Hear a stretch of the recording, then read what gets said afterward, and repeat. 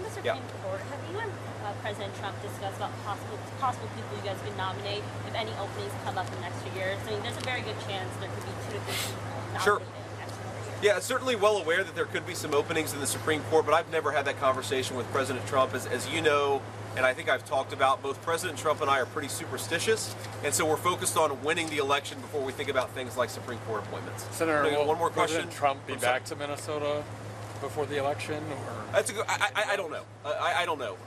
Obviously, our schedule is pretty well set a few days out, man. But it's very hard to say where we're going to be over the next 21 days.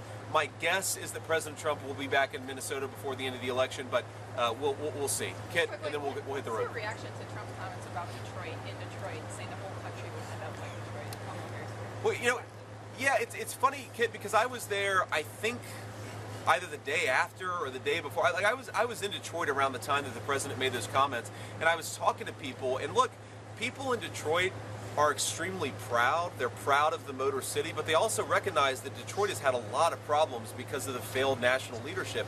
I mean, look, you can believe that Detroit has a great future and also believe it's only going to realize that great future if we've got good leadership in there. There was a point where Detroit was one of the second or third most populous cities in the country. It's now got 600,000 people. There's been a little bit of a resurgence in the real estate market, but it is still very depopulated.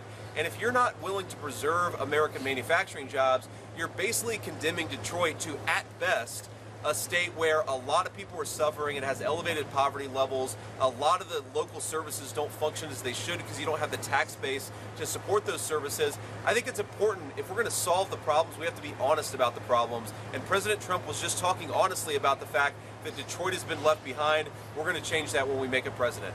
See you guys.